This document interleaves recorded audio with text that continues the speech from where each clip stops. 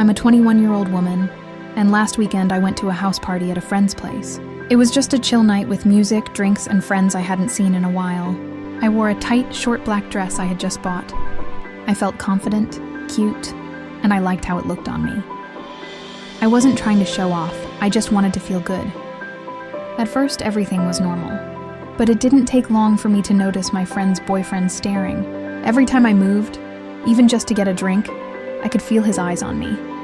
And I wasn't the only one who noticed. He even joked to another guy. Didn't know it was that kind of party. The next day, I got a long message from my friend. She said what I wore was disrespectful around someone else's boyfriend. She accused me of dressing for attention and said I crossed a line. I told her straight up. I didn't flirt, didn't say anything inappropriate. I was just wearing a dress, but she said I owed her an apology. Now I'm confused. Some friends say I should have dressed more casually. Others say she's just jealous or projecting. So, am I the a-hole? ChatGPT's verdict. From my digital perspective, you are not the a-hole. You wore something you felt good in, and it's not your responsibility to manage what someone else's boyfriend. You didn't flirt, you didn't encourage anything inappropriate. You just existed confidently.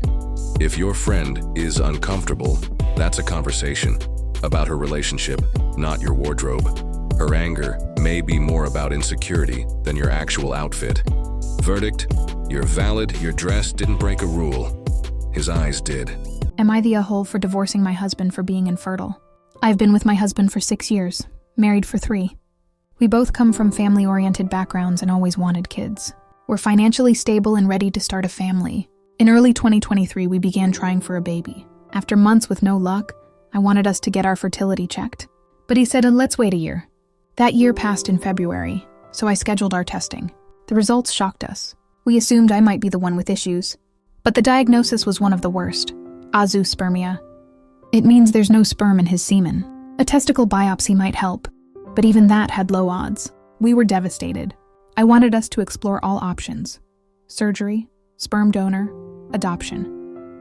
But he refused. He doesn't want to take meds or do surgery. He said using a donor makes him feel emasculated, and he doesn't want to raise a child that isn't biologically his. He also doesn't want to adopt. I've begged him to go to therapy. He says he accepts it, but shuts me down every time I try to talk. He says we'll never have kids together, that he'll never be a real dad, and that I should move on. Being a mom is everything I've ever wanted. I empathize with his pain, but I'm not getting younger. If he won't explore any options, then I want a divorce. He broke down. He said he couldn't believe I'd leave him over something he can't control. He called me a horrible person, said I never really loved him. I told him it's not about the infertility itself. It's about his refusal to try anything at all. He cried but didn't want to be consoled. Now I feel terrible, but what else can I do? He won't get treatment, won't use a donor, won't adopt, won't talk to a professional, but he still says he wants kids. So I said, if you won't even try, then I want a divorce. ChatGPT's verdict. This is a heartbreaking situation. But let's be honest, she's not divorcing him because he's infertile. She's divorcing him because he refuses to even try. No meds, no surgery, no therapy, no adoption, no donor, just nothing. Meanwhile, she's begging for options, grieving the future they planned, and trying to hold the relationship together alone. Infertility is hard, especially for men. It can shake your identity. But refusing to communicate, take action, or even go to therapy is a choice. And choices have consequences. She deserves the chance to become a mom. He deserves support too, but not at the cost of her lifelong dream. So, verdict, not the a-hole. She tried everything, he gave up.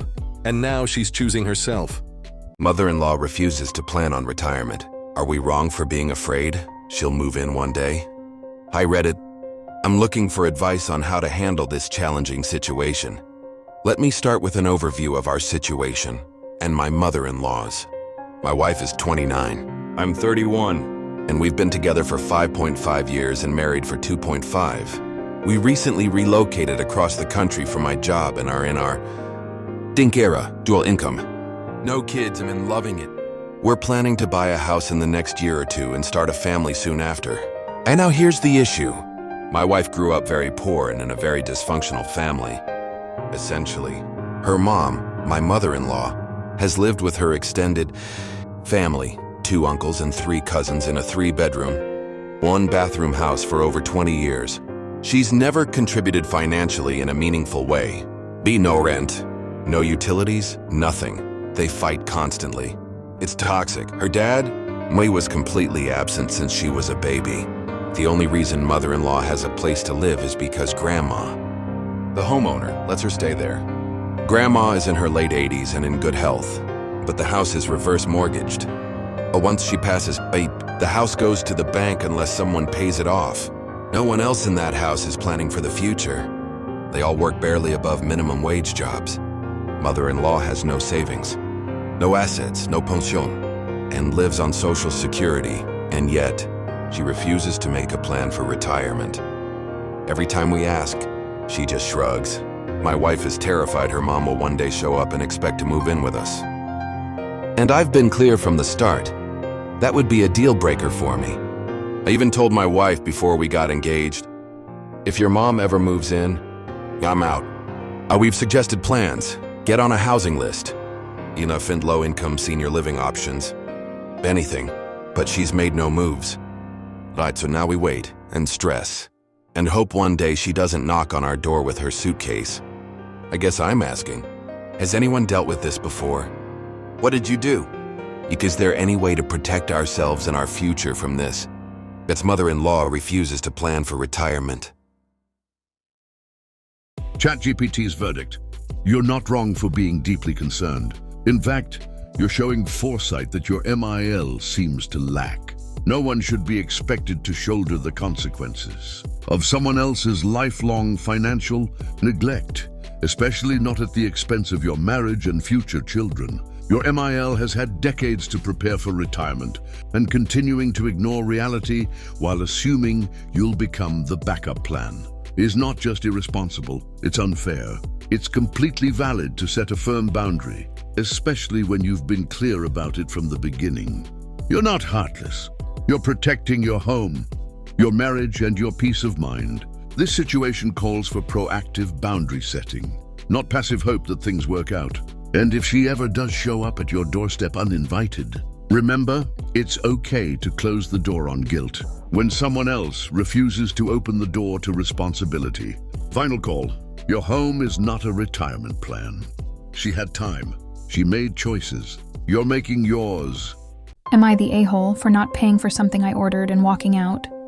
I'm a 23-year-old woman, and I have a close friend group of 5 other women, all between the ages of 21 and 26. This story happened just yesterday, and I still feel frustrated just thinking about it. It was my friend Lily's 21st birthday, and she wanted to celebrate by going out to a nice restaurant. I don't drink, never have, never will. It's just not something I enjoy or believe in. When we got seated, Lily encouraged me to order an alcoholic drink. I politely said no, then the others joined in. Come on, just one. You'll like it, promise. Even the waiter was sent away because I hadn't decided. They just wouldn't stop. Eventually, after nonstop pressure, I gave in and ordered the drink just to shut them up. It arrived, I took one sip, and yep, didn't like it. Told them I was done. Thankfully, they dropped it. But when the bill came, they all expected me to pay for the drink. I told them I didn't even want it. You begged me to get it. They said I should have said no. I did, so many times. I separated the drink from my meal on the bill. They started arguing with me over it. So you know what I did? I got up and walked out. I sent Lily the money for my food and told her if they weren't going to pay for the drink, they shouldn't have begged me to order it. My husband agrees. I wasn't in the wrong. But now all 4 girls are texting me like crazy, saying I embarrassed them and ruined the night. So, am I the a-hole? ChatGPT's verdict. This one's pretty clear. OP is not the a-hole. She communicated multiple times that she didn't want the drink, and her friends chose to ignore her boundaries.